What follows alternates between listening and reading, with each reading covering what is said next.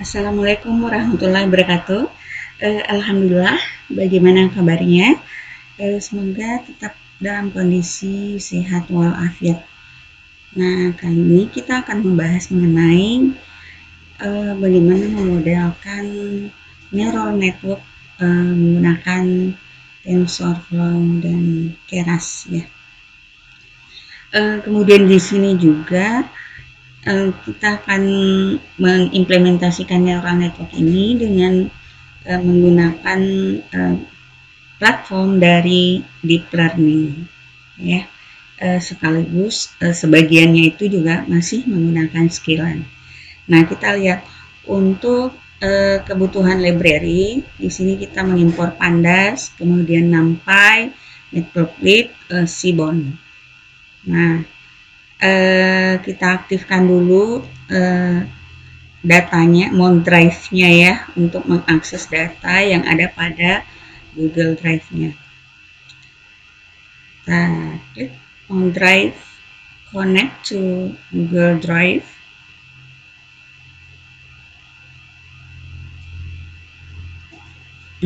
Kita akan menunggu sampai folder drive-nya di sini sudah muncul. Oke, sudah.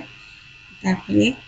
Nah, di sini untuk mengambil path dari file data source kita atau dataset kita, di sini kita menggunakan dataset dari folder dataset. Terus di sini diabetes ya, diabetes.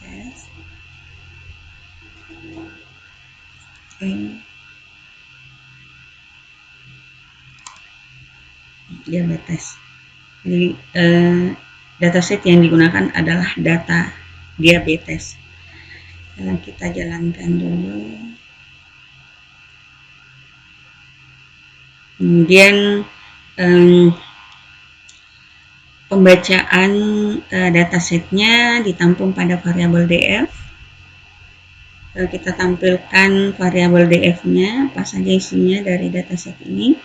Di sini ada beberapa fitur: pregnancy, glucose, blood pressure, skin thickness, insulin, BMI, diabetes, pediatric function, age, dan outcome.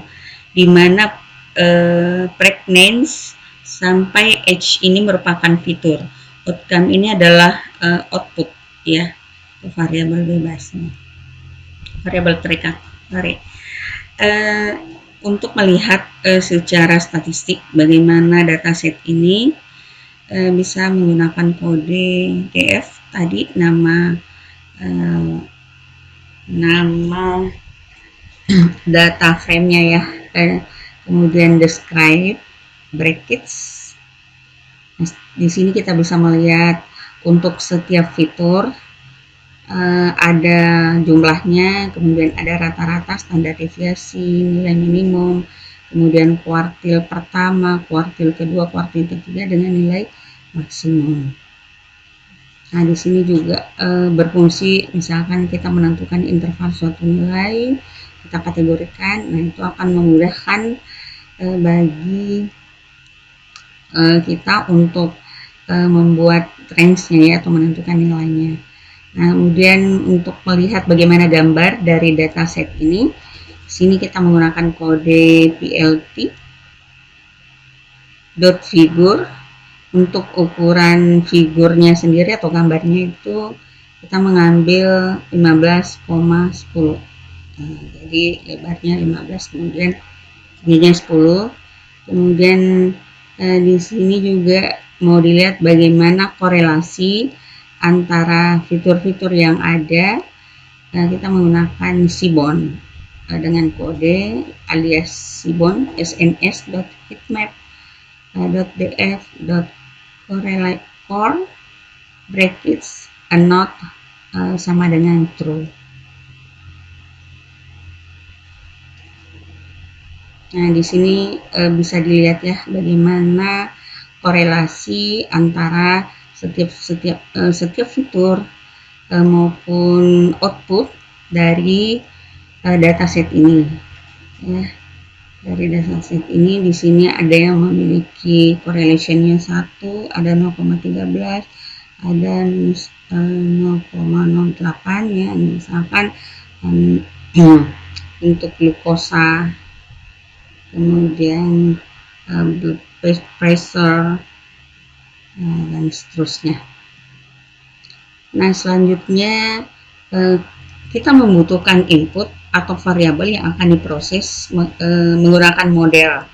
Dalam hal ini model neural network. Nah, berarti perlu didefinisikan terlebih dahulu variabel bebasnya atau fiturnya, kemudian variabel terikat atau labelnya. Nah, di sini diambil nilai X sebagai variabel bebasnya. Nah, karena kita lihat dataset kita, di sini fiturnya itu mulai dari pregnancy sampai age itu merupakan fitur atau variabel bebas, sementara outcome adalah variabel terikat atau label. Nah, berarti yang harus dibuang adalah outcome ya, kolom outcome perlu dibuang dengan kode X sama dengan df dot drop outcome. Kemudian kita ambil axisnya sama dengan 1, jadi satu kolom yang dibuang ya.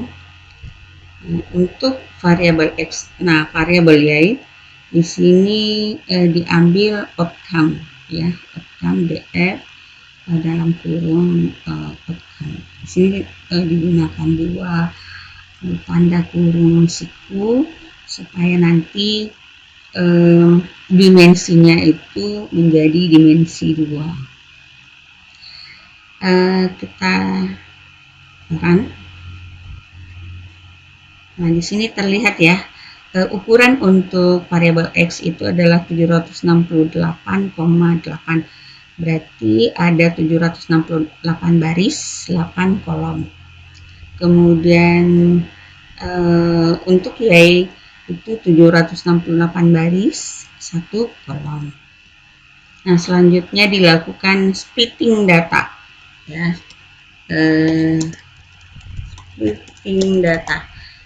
Dibagi datanya, data training dengan data testing, supaya komposisi data itu akan mempengaruhi kinerja dari modelnya.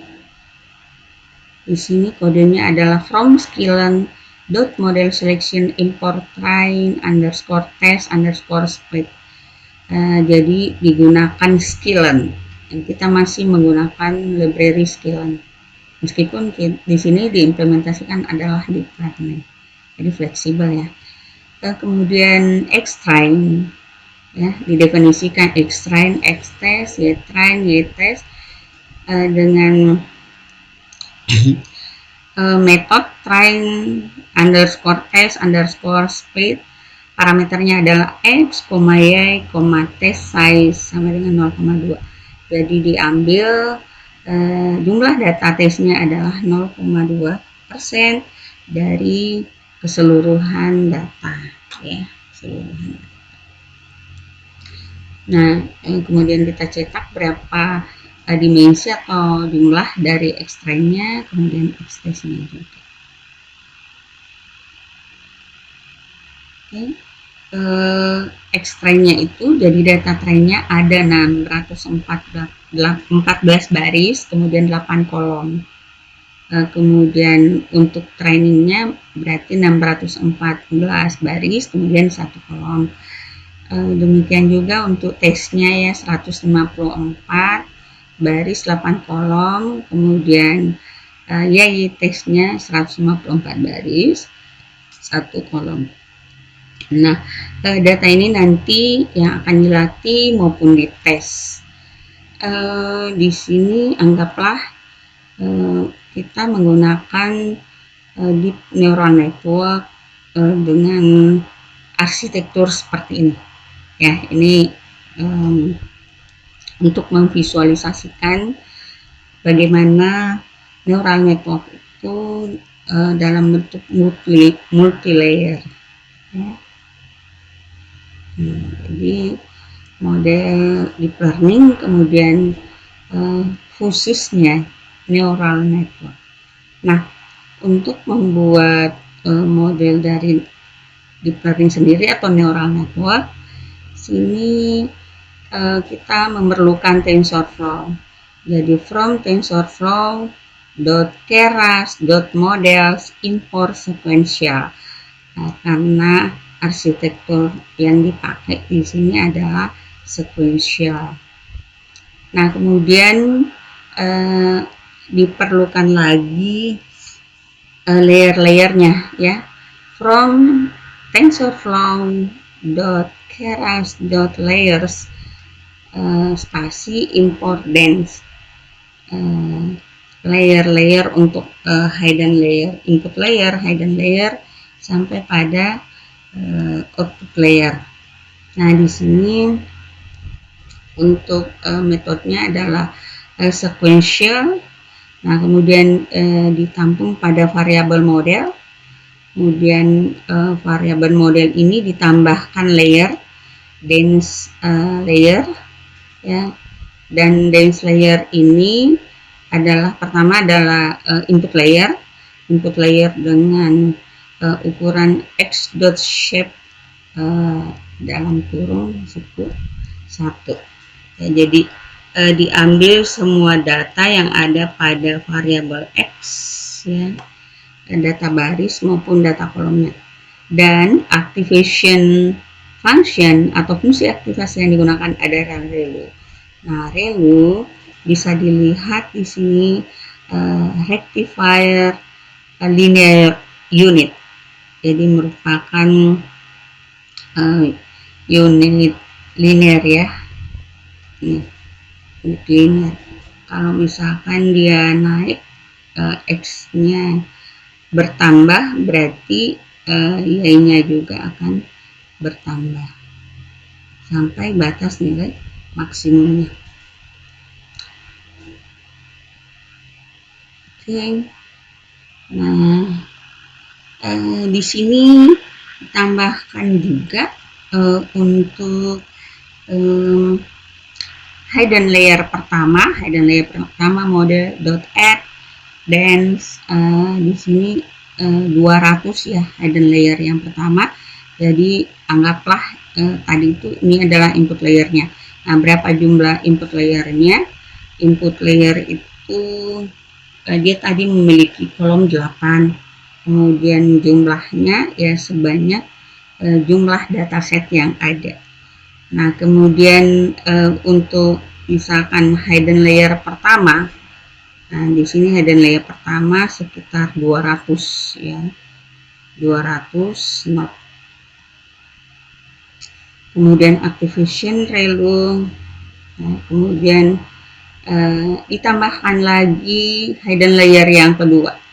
Hidden layer yang kedua misalkan masih sama jumlahnya, kemudian activation function yang digunakan juga ReLU. Nah, jadi hidden layer yang pertama dengan hidden layer yang kedua. Nah, kemudian ditambahkan lagi hidden output layer dense itu satu output. Nah, di sini diambil satu output saja. Kalau di gambar visualnya di sini 3 ya.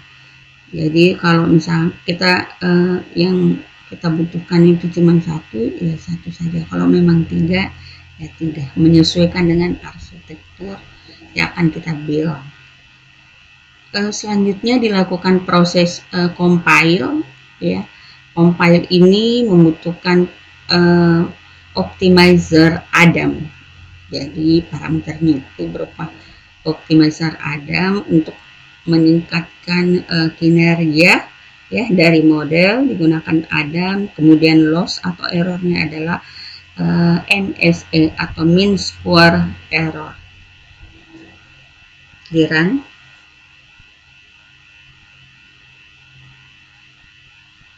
Oke. Selanjutnya dilakukan training data. Jadi merupakan proses training model ya. Tadi nama modelnya adalah model sequential model.fit. Nah, parameternya adalah xtrain, ytrain, validation split, sama dengan 0,2, kemudian epochnya adalah 100 ya. Nah, ini proses melatih sampai sebanyak 100 kali epoch, jadi 100 kali perulangan. Nah, di sini sudah dilakukan uji coba ya, sampai batas mana nanti dari model ini memiliki error terkecil.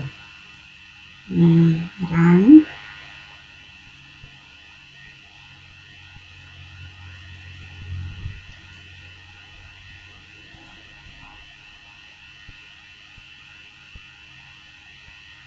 Oke, sampai epoch yang ke-100 dia sudah menghasilkan loss 0,1884, kemudian validation lossnya adalah 0,2305. Nah, jadi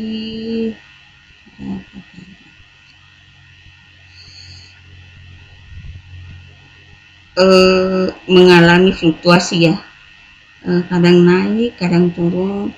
Nilai loss ini dari epoch pertama sampai epoch ke 100 ya.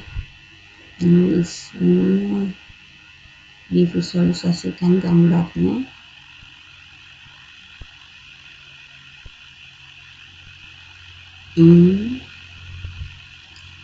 Oke, sudah diperoleh grafik seperti ini ya. Luar biasa ya grafiknya, hampir berjepit antara training dengan validation atau training dengan testing. Nah, untuk menggambar grafik seperti ini berarti dibutuhkan variabel ya. Ini ada kode plt.plot, kemudian diambil variabel history. Kemudian dari variabel history itu adalah history dari kolom loss dengan label trend. Kita berikan label trend.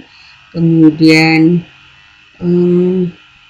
lagi untuk validation loss diberikan label val. Nah, untuk title-nya di sini plt.title grafik perbandingan training dan validasi. Kemudian untuk membedakan antara grafik yang satu dengan grafik yang lain, nah di sini digunakan legend ya. Training yang berwarna biru, kemudian validation yang berwarna orange. Oke. Nah, demikian proses memodelkan neural network pada deep learning ya. Jadi mulai dari mengimpor library, proses pembacaan data, menampilkan dataset ya, dengan nama-nama kolomnya atau nama-nama fitur, dan outputnya ada 768 baris, kemudian 9 kolom dengan ininya ya, dengan numbering ini 1, 2, 3, 4, 5, 6, 7, 8, 9 dengan outcome-nya. Nah, kemudian dideskripsikan ya, deskripsikan nilai statistik dari dataset kita, terus ditampilkan correlation ya, correlation antara fitur-fitur di dalam dataset tersebut. Apa korelasinya ya, misalkan antara pregnance dengan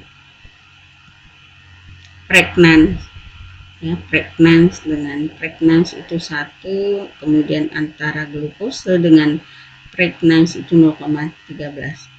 Nah, di sini kalau misalkan mau dilihat nilai yang signifikan antara correlation fitur tersebut itu ditandai dengan diagonal utamanya itu bernilai 1. Artinya korelasinya itu cukup kuat, hubungannya itu cukup kuat ya. Berikutnya didefinisikan variabel bebas ya, variabel bebas, variabel terikat XY. Setelah itu dilakukan splitting data, setelah itu dilakukan model untuk neural network deep learning. Nah, seperti ini, kemudian dilakukan fitting data atau proses training data. Selanjutnya membuat grafik untuk menampilkan hasil pemodelan menggunakan deep learning, dalam hal ini neural network. Oke. Terima kasih banyak, semoga bermanfaat. Assalamualaikum warahmatullahi wabarakatuh.